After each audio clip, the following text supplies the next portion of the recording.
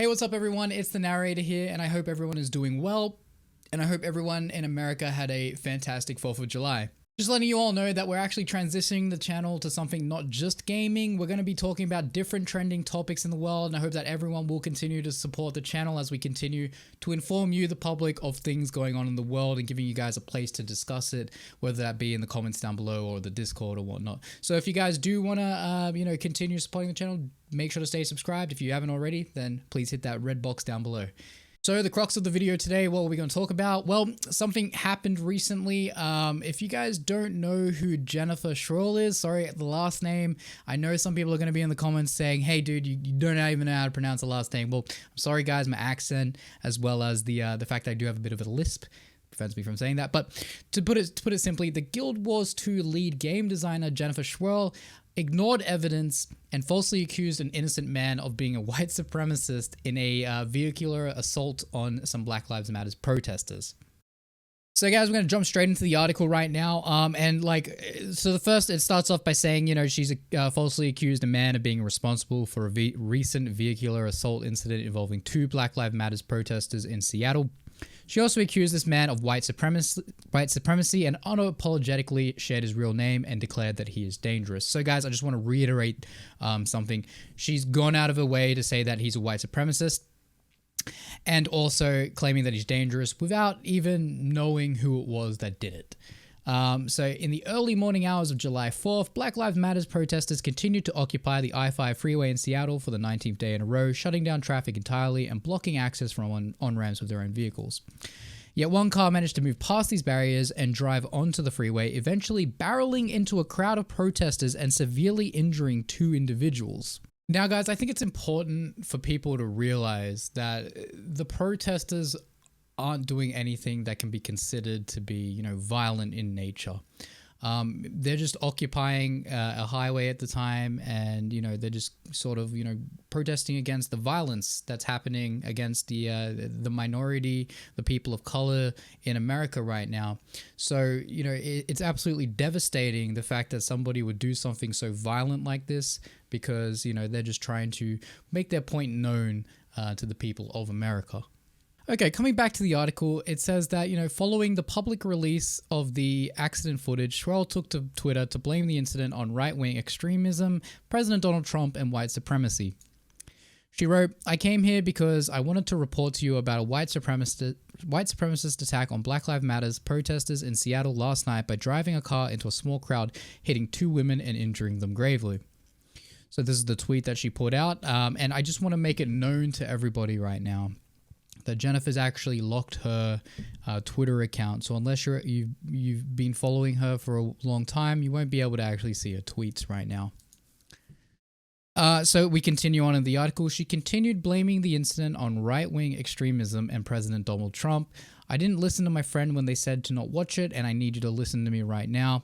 Do not watch it. I was not prepared. All you need to know is this: right-wing extremism is the most prevalent form of terrorism in this country, and it is fueled by Trump." And this is the tweet where she did say that.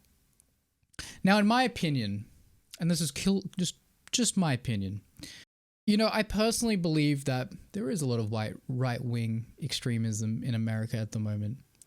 But at the same time, it doesn't mean that what that person did means that they are a right-wing extremist, okay?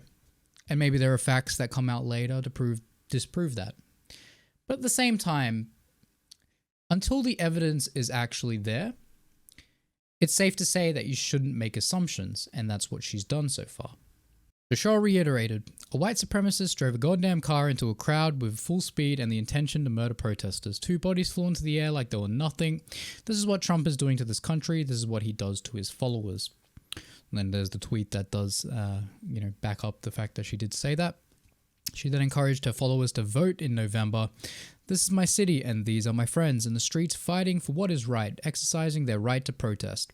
We all deserve so much better than this living nightmare. Vote in November and vote this man out of the goddamn White House." However, contrary to Schroll's assumptions, the man arrested at the scene and accused of being responsible for the assault is Dawit Kelete. I hope I pronounced that right, by the way. And these are the photos of Dawit, by the way. So I just want to make this clear to everyone. This is the photo of the person that she is claiming to be a white supremacist. And as you guys can see, he's black. And again, you know, it doesn't mean that he can't be a white supremacist. There are people, I mean, the one thing that comes to mind is a skit with Dave Chappelle about the black KKK Klan member. But yeah, he's black, okay? Khalet's race as identified on Seattle's King County Department of Adult and Juvenile Detention official custody record as black. Sherrill dismissed photos of Khaled published alongside reports of his arrest as false images, continuing to assert that this was a white supremacy attack. To further her narrative, Sherrill then outright accused an entirely different individual, a Caucasian man with conservative political beliefs by the name of J.O. Baker, of being the driver and defending her choice in not hiding this man's name this time around by claiming that he is dangerous. And this is essentially, you know, the photos she shared of this person. I can open it up here for you guys. Yeah, so she went to Twitter and she basically posted this man who has no relevancy to this case whatsoever. It's just a random person that she picked out almost seemingly to try and deflect from the real person who ended up being booked for the case. Sherrill went on to insinuate that Baker is a white supremacist and domestic terrorist, writing, "When are we going to treat the threat of white supremacy and domestic terrorism with the seriousness it deserves?" She added, we have burned whole countries over the threat of foreign terrorism. It's time we treated this with the same seriousness when terrorists are white." As he was very obviously not the driver in this incident, Baker joined the conversation by directly reaching out to ArenaNet on Twitter to alert them to the act of an employee circulating edited screenshots and pics of my children and I. We did take to Twitter, and this is, basically what he said here.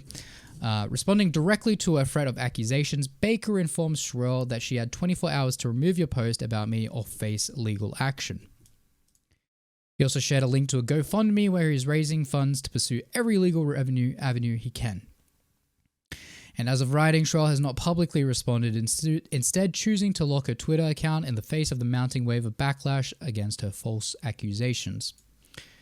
And again, this comes back to the fact that she has locked her Twitter account. And I think the worst thing about this is that when she was asked for names and contact information, evidence for, her insinuating that it was that J.O. Baker guy, she instead would reply, "You don't understand. I don't have to prove anything to you, and neither do they. It is your job to practice empathy to an experience that might differ from your own." And, recently Sherrill has faced a massive wave of criticism across social media for her recent declaration that her worst nightmare is the ability for men who have been falsely accused of gross misbehavior and criminal action having all the receipts ready to discredit any allegations.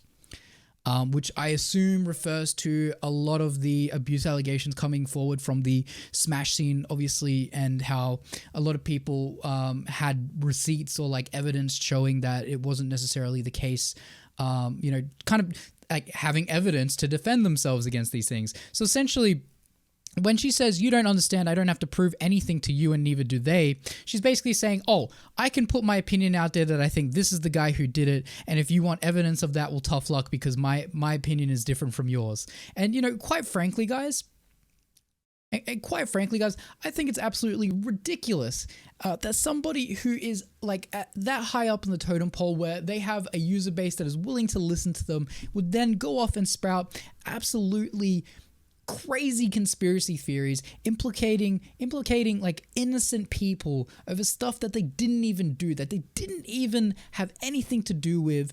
And at the end of the day, the Khaled guy, Khaled is in custody and will have a court hearing sometime today where a judge will determine if he can be released on bail. He is charged with 2 counts of vehicular assault.